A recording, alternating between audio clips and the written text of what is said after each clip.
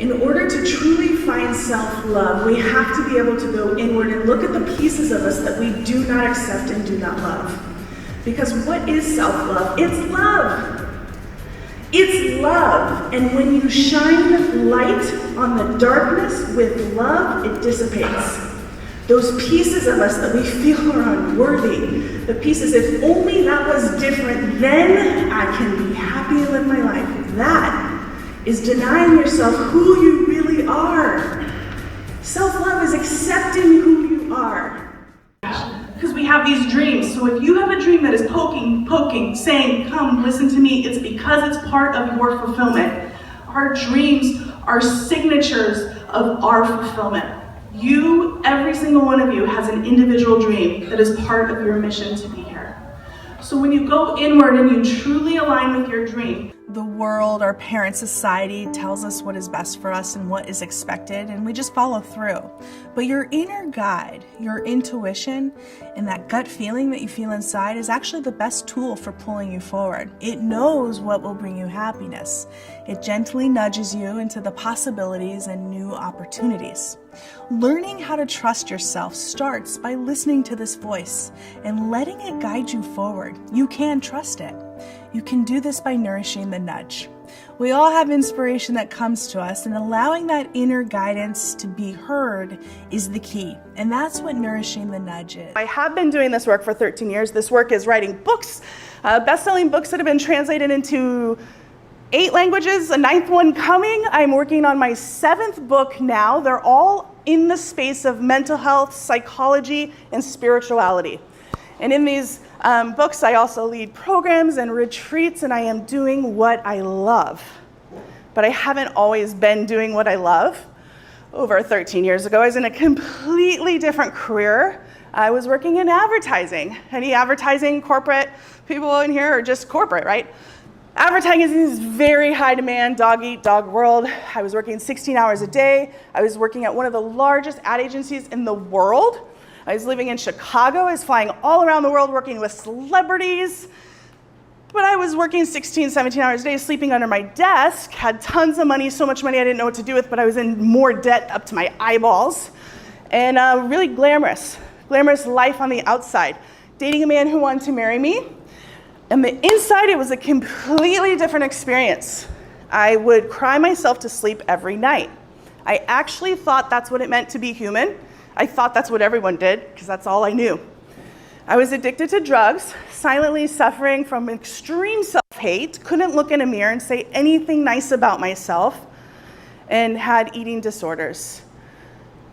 It was a really different internal experience than my outer world. And I think a lot of us on the planet are living that way. I didn't know it, but I was one day, I went into work, and my coworker was tapping up a photograph on he had just done engagement photos.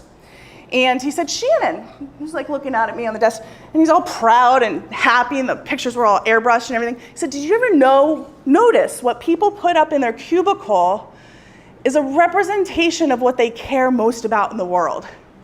I thought, yeah, okay, cool. That makes sense. And I looked around the whole office in Chicago, about 30 little cubicles and desks, and everyone that I could see with my eye had gorgeous pictures of babies, people in front of their new homes that they just bought, engagement photos, wedding pictures. And I looked at my cubicle, and I had no people. I love people, by the way, but I had no people. I only had pictures of places, postcards of places I wanted to go, places I had been, and I was confused. And I said, well, what does this say about me? And he, as a very matter-of-factly, said, Shannon, you want to escape. And that was a pivotal moment for me that preceded the next pivotal moment, which was going to the doctor and her diagnosing me with clinical depression. And that was a turning point for me. I came home that night, like so many nights before, I cried on the bathroom floor, but this night was different. This night, I had a full surrender. And I said, I can't do this anymore. It is exhausting to live a life that the world wants for me, checking all the boxes. This is not who I am or what I want, but I'm living it, and it's killing me. And in that moment, the air around me thinned out, and I felt grace. It felt like angels wrapping around. It felt like my higher self. It felt like God. It felt like the most beautiful, benevolent energy I've ever felt in my life. And it's almost like the tears wiped out of my face.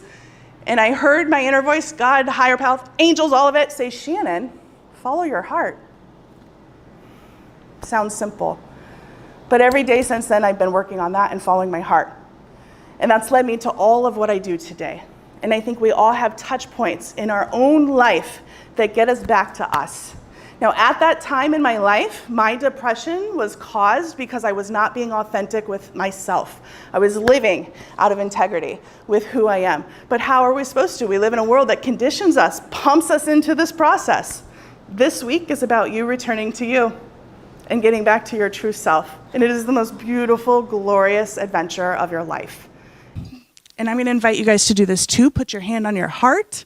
If you want, the right hand. Anytime you feel self-doubt, just return to yourself in the moment. Put your hand here and you say, hello. Hello, you, right? And you can say, what are you here to show me? The same way that I asked my depression, what are you here to show me? And my self-doubt came through. And it said, are you sure? Are you sure you don't want to stay small? Because self-doubt wants us to stay small. Fear and our negative voice wants us to retreat back to what is comfortable and what we know. It's predictable, it's manageable, it's something we know. Whereas anytime you're growing, anytime you're dreaming, and anytime you're stepping into the next level of your life, your self-doubt will get louder. And I said, in that moment with my hand on my heart, quickly, it said, are you sure you want to stay small? And my heart roared through and said, are you kidding? You were born for this. Every single one of you was born for this, to work through that self-doubt, to step forward and be empowered and choose you. Your life is your masterpiece. We hear this, right? We hear this, but I want you to really feel this. Anytime you fall into fear, insecurity, lack of self-worth, or I'm not good enough, or gosh, that person has what I want, return to right here. Put your hand on your heart, say, I love me, or I'm doing the best I can each day, and that is enough. I believe this process works. When you show up for yourself and get out of what's going on out there and return to inside, you're an empowered person moving forward. You have the power to control the outcome by being in the space of love and compassion for yourself. Talking about 8 empowering ways that we can live the life we were made for. Not just the life we want, not just the life we keep thinking about, but the life we are made for. There was a study done in the UK quite a few years ago. Maybe you've heard of it. It was the top regrets of the dying. Anybody heard of that? It turned into a book. The number one regret of people on their deathbed is, I wish I would have had courage to live a life that I truly wanted to do. I wish I would have lived a life, not the one others expected of me. Followed by, I wish I allowed myself to be happier. So many of us are living for other people, or we're holding back on our own potential. Upset, and then I recognize that that's part of life. These ups and downs, and we think it's supposed to be like this. But if we take off the expectations, then we can really be fully in our life. And an emotion, when you have an emotion, it will only last 7 to 9 minutes max. So if you're feeling very depressed, overwhelmed, stressed, recognize, I will be with this. I'm going to shift myself into maybe trying to feel a little better, and it will pass. It's part of life. How many of us are holding on to things we don't even realize? And so letting go is about shedding parts of yourself. We are always growing. When you're trying to grow, but you're holding on to old parts of you, you can't grow, it weighs you down. The weight started to come off very rapidly. My skin started to glow. I started to feel better. My cells started to feel like, yes, we're alive again. And so you have the power to radically shift your life from wherever you are and wherever you've been. When we give ourselves permission to not let the world tell us who or what we should be. We say, no, this is who I am and who I am going to be and what I'm here to live for. That's what your truth is. So what are you doing today to help you get to your ideal tomorrow? Appreciating the art of becoming is about turning your attention away from tomorrow and putting it on today. Like the Chinese proverb says, the journey is the reward.